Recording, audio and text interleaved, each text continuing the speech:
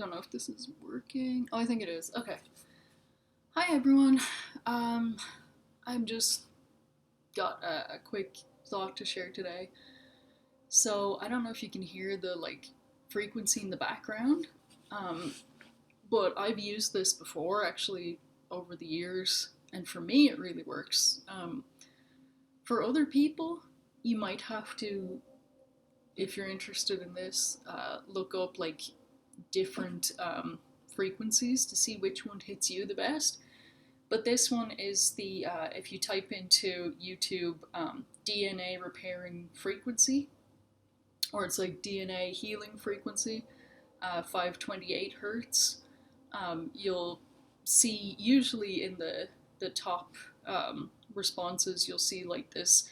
It's like a picture of a DNA strand. It's kind of like purpley and blue. I can get the uploader name if you like, or maybe I'll just put a link in the description to make it easier than all that. But I leave this frequency on sometimes overnight, or sometimes I'll leave it on for a few hours, just to like an empty room. And for me personally, I can feel the difference then when I come back in later and like this has been playing for a few hours. The room itself, just to me personally, feels really good. It feels like a space where I can really just meditate and think and feel just a kind of calmness, or a kind of I'm not sure what the right word would be, but almost like when you get into like a bath, like a warm bath, and you're just relaxed. It's that kind of thing.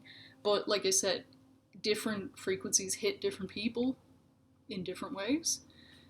So 528 might not be what you need. You might need to try a few different things randomly. They have all kinds of everything on YouTube. They have everything from low frequencies to super high frequencies that you can't even really hear. Or they have like mixed frequencies, like maybe three different frequency bandwidths all put into one, and usually those are disguised under music. Like this is kind of disguised as music, which means it has overtones and undertones. It's not just a pure beeping tone, because that can be very difficult to listen to for a long time. But this one I love because it's subtle. You can put it on really low and just have it kind of going in the background and still feel like a beneficial effect. And, instead of like complaining or coming on here and saying, oh my gosh, this or that, I thought this time, let's just talk about something good, about something that's free and easy, thankfully. You can get a hold of it, and that coupled with finding decent water, that's the number one important thing, is if you can find some really good water to drink, those two things will up your meditation game. Now I've had like a really good time recently of being able to meditate, being randomly coming across like loads of delicious vegetarian food in different places. That just I didn't even pre-plan it, but it just kind of happened for me. And decent water. If you can get decent food, decent water, and be able to relax and not be completely stressed out all the time, then you can just get into a different level of thinking. And it's really difficult to do, honestly. Um, at least for my personal experience, when I am pushing in a direction to have like really good vibes or to cut out stress, that's often when something stressful will happen. But I kind of take it as like a little bit of at first it used to really like knock me off balance, and I would just go right back into stressing and just not be able to concentrate on anything so positive. But then seeing different people talk about going through the same things, they kind of framed it a different way and said, what if you look at it as kind of a challenge, where like, you're saying, oh, in my life I'm going to be more calm, I'm going to have more meditation, I'm going to have like a better quality of life through that. um, through something that you don't have to buy, you don't have to uh, do the usual things that we do in the world for. For this, it's you just need yourself and your own sense of calm in your own soul. and the world will try and get in between you and that experience. Like something crazy will happen, or someone will fight with someone and want to get you involved and to try and drag you away from those good vibes, because that can level you up. And at any time that you're trying to level up or you're about to level up, often a challenge will appear. But getting back to what I was saying, if you frame it as more of a challenge to see just how undisruptable your sense of calm is, then then it doesn't feel like something knocking you off kilter. Then it kind of feels like maybe you're seeing how deep uh, your progress really is. As in, if something that would have stressed the old you out happens and it doesn't stress you out at all now because you're coming at everything with a different mindset, then really you have leveled up just in that. If you can escape being so reactive to like inputs, stressful inputs, erroneous inputs from life, life just throwing different things at you and jabbing you at different things. If you're able to be, I'm trying not to swear, but like the way that a particular comment I read years ago that kind of stuck with me was like unfuckwithable. Like if you are just so not um, open to being dragged into stress, it's not that you're not there for people, it's not that you don't care, it's not that you're not empathetic or sympathetic, but it's like instead of joining someone's stressed out frequency bandwidth and freaking out with them, if you can just stay in your calmness and in your meditation, you can drag them into a calmer state of being, and that'll actually help them get over their problem, whatever it is, or their situation, whatever it is. So it can benefit you, it can benefit everyone around you. Like I said, it can be really annoying to be constantly challenged, but if you are constantly challenged and you constantly win, that means you're just getting better and better and better at not being so open to provocation. And I'm not saying like provocation from an individual, I'm saying like life itself will throw you curveballs, but instead of like freaking out and getting angry and depleting all your energy from burning through it with stress, it's like you have another option. It's not an easy option, but if you're able to do it, if you're able to just commit to being like, I'm not gonna freak out, no matter how crazy whatever it is happening, even if by the end of the day, today, my life will be totally different, and there will be so many unknowns, and oh my gosh, if you're not willing to go into a different emotional state over that, then you will have a better resolution. Because if you're able to keep calm, you can actually plan around what's going on. You only have, in my opinion, so much, let's say, electricity to expend on things. I like to look at it like this, like, oh, you have a certain amount of electricity to expend on different things every day, and you get to choose what it is you want to put that electricity into.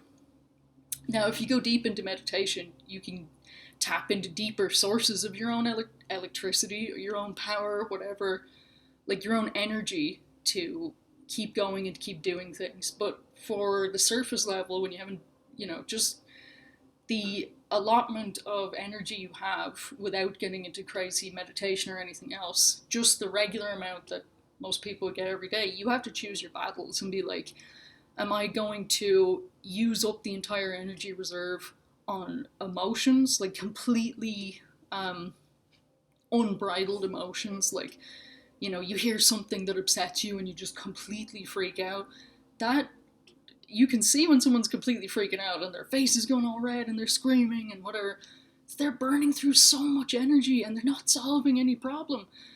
In an ancient way, of course, it would make more sense, because if your stressor, if the input from your environment, the negative input, is like a big animal that's trying to eat you, back in the caveman days, then it makes sense to stress out and do all this kind of thing, because it'll discourage the animal. The animal's like, whoa, you're crazy. I'm going to find someone easier to eat than get into all this.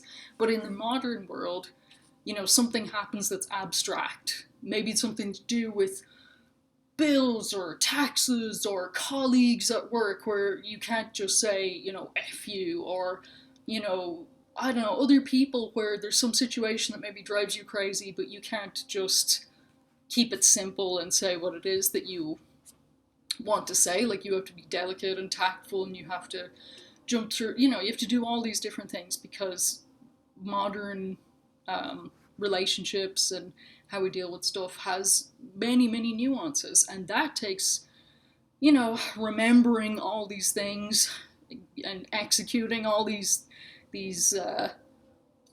human colloquial subroutines, like having all these things lined up, making sure that if you do all these things A, B, C, D, then that it looks polite and that it's fair enough, and that you're being decent and fair to other people. You're not just letting your own wants and needs and ego and feelings and everything get in the way. Even explaining this takes so much energy. So having to do that over and over and over, you're expending away this energy. And when you do that, like I said, then you don't have it in reserve for other things that you want to do. If you spend it on the first thing that freaks you out that day, then you don't have it to call upon throughout the whole day for yourself, for your own things that you want to figure out, for your own body.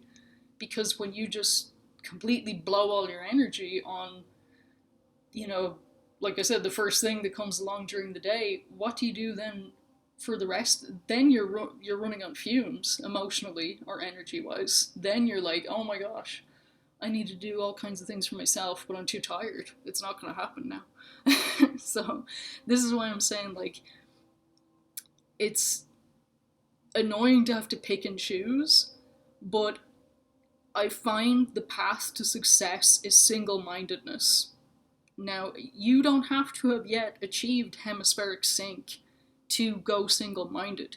You just need to have agreement with yourself, within yourself, that whatever it is you're going to do, all sides of you agree. So you might, have a dissenting voice of doubt, or a devil's advocate kind of perspective, built in to question the things that you do, to try and foresee faults before you even do the thing.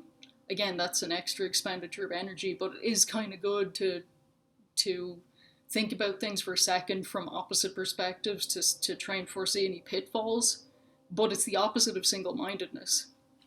I find if you actually just want to succeed in something, then just put all your energy. Just be like, you know what, I'm going to learn to hula hoop today, and every side of you agrees. I know that's not like a controversial thing, but I'm saying, like, your heart and mind are set on something. So that's what I mean by, like, all of you agrees. Like, it's not like the mind wants to do one thing and the heart wants to do another. You're set on something. You're like, okay, I don't have other things in my way, I can expend my energy on this, and then you will probably have great results. You'll probably be hula hooping professionally by sundown or something. I know that's a silly example, but do you kind of get what I mean? When you split up your resources too much, things become very impossible. If you become very single-minded about something, and you don't have to expend energy on any extras or tangents or any of these other things, then you're really, really in a good situation for, like, making something happen. And it's tough sometimes to be like, oh, I'm gonna do this, because one of the first things that'll happen is someone will come up with a reason why you can't do that, or you shouldn't do that, or you need to focus on their issue instead of whatever it is that you're doing. So sometimes it's a good idea to just not even say in the early stages what it is that you're doing. You might come up with an idea for business, and in the early stages you tell everyone, and then they just pour their doubts on you, and then you don't even do it because you just keep thinking about all the doubts, where they're like, oh, it's too hard, oh, it can't be done, oh, this, oh, that. And sometimes it's not even that they believe it can't be done, but they don't want you to get into something that's going to take up a lot of your time, because then they don't have access to that time. And while, you might be upset by that, it is actually just because they want to spend time with you, and they don't want the extra competition of fighting with your new business or whatever. Like, they don't want to have to compete for your time. But in that, you have to decide then, Are you going to do this? Are you going to do this? Can you balance the time? Can you, like, if you really, it's getting away from the single-mindedness, but if you're like, you know what, I can balance both things, just being open with other people, or family, or whoever it is, and just being like, oh, I'm already in the middle stages of this business or this idea or this whatever, but let's set aside this particular time, whatever it is, every week. Maybe you're like, I'm going to spend every Thursday with you, regardless, or I'm going to spend whatever. Like, you can figure things out. People might not want to be reasonable like that. People might say, no, Thursday's not good enough. I want all your time. And it's like, it's always flattering when someone wants all your time, but you have to make sure that your creative output is allowed to flow. That your creative output isn't getting blocked up by what other people need. Because if you can't get anything that you need, if you can't make your art or do your business or do whatever it is that you need to do, maybe it's not even external stuff like that. Maybe it's just you need time to meditate. You need time to do whatever. You need time to cook because you want to eat better now, or you need time to drive to wherever it is that you can buy really good water. You know, these are like new priorities that you've come up with, and people will try and discourage you. But it's just about putting your boundaries down. And, excuse me, one of the things that really affects people their whole lives are where those boundaries are. Everyone kind of thinks that, oh, the boundaries are the same for, like, what is the base level of what I need. Because a lot of people, when it's something that is like the base level that they need, they feel like entitled to it. They're like, well, at the very least, I have to have this to live. And, you know, with extras, then we have a different attitude. We go, oh, you know, extra things are very nice, but maybe I don't have full entitlement to that. But what I'm saying is the line where people's, what they think is their base level entitlement is different. And where your line is with that affects your whole life, because it affects how you do things in different situations and what it is that you're willing to do in different situations. For example, people that I used to know that were very, like, well off, their boundary or their baseline for what they needed was far, far higher than people that I knew that just had, like, normal incomes. So, like, there are people who feel like if they don't have $1 million in the bank, that it's like that's the base level that they need, and that they're gonna lose their mind if they don't have that. And that sounds crazy, but I've actually observed this in people where it's like, you know, someone that on a normal income is like, I need water and shelter, like that's not a negotiable, like that's a baseline of what I need and I feel entitled to it. There are other people that say $1 million is exactly the same as that to them in their minds because they live at that level. That's normal for them, so that's where they draw their boundaries. And where you draw your boundaries affects your entire life, because it affects what it is that you think is reasonable to demand. And that's something that you have to overcome if you change social class during your lifetime. If you either were very well off and you become normal income, or if you are normal income and you become very well off for whatever reason, you have to redraw your boundaries to make it match the reality of the people around you. Because they say that whoever is the six closest people around you, you will become like them. So if your buddies are six millionaires, they're going to end up giving you a contact or giving you a job or giving you an idea or giving you a loan to start your business, and you're going to be the seventh millionaire. But the other way around, if you're a millionaire but your six closest buddies are normal income, more than likely you're going to end up being normal income. It's like, it's not quite as quick as mirror neuroning is, but I think mirror neuroning plays a factor in it. So you tend to mirror the people around you, or the things around you that you see all the time.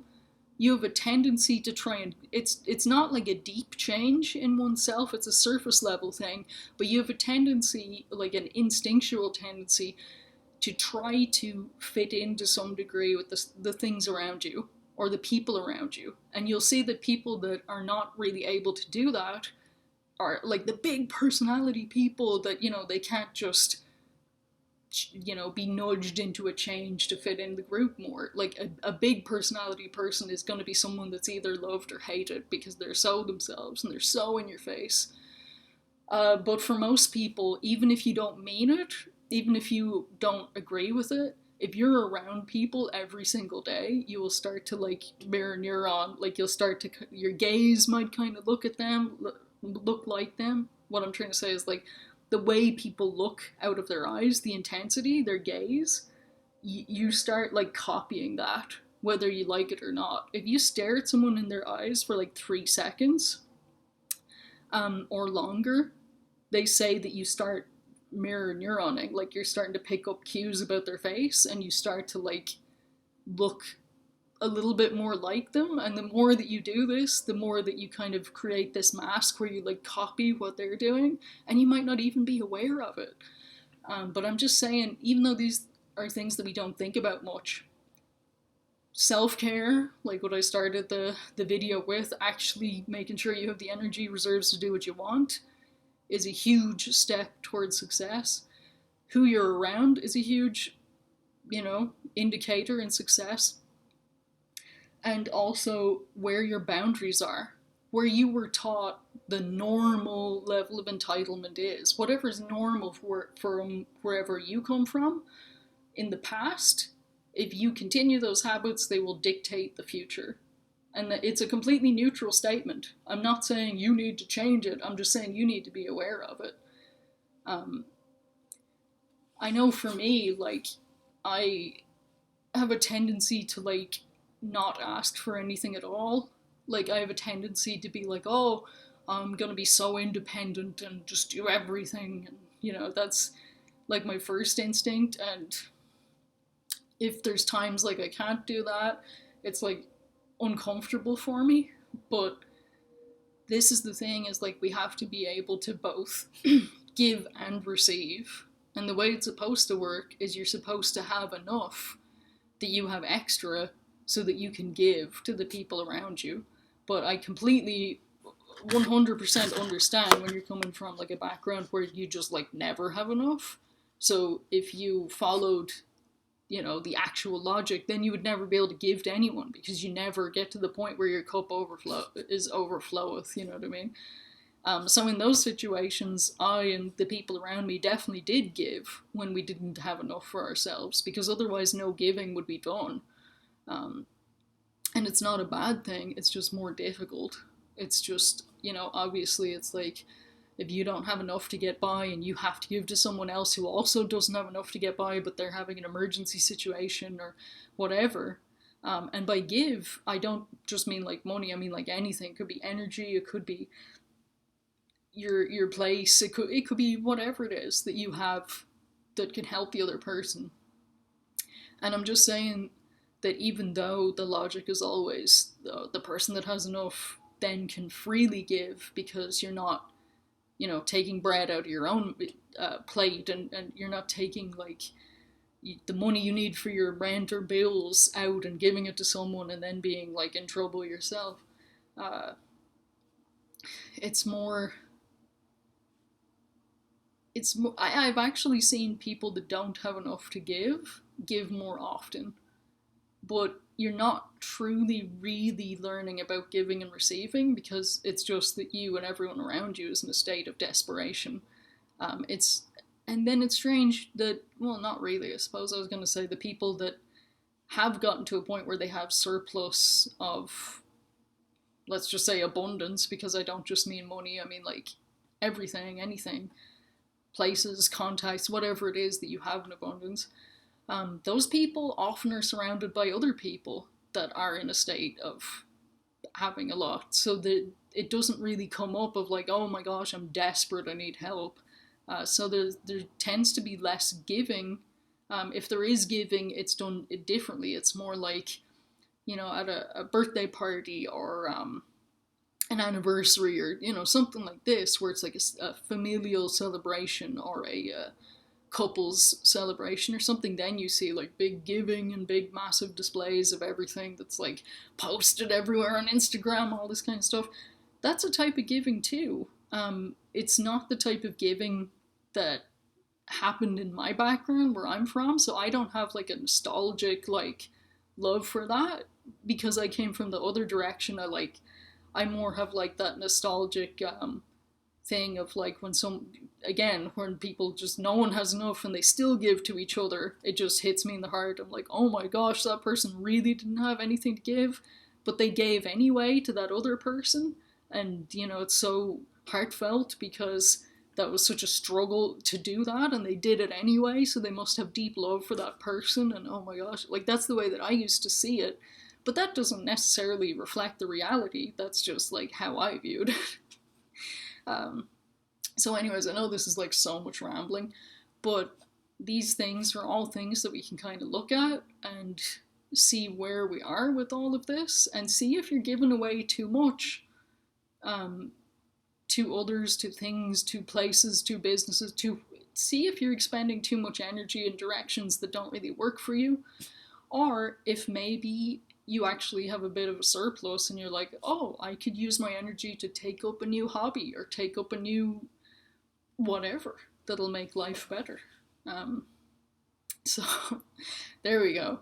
Uh, I don't think there's really much more to add. This was really just, like I said, just a meditation and good vibes video, and I will talk to you soon.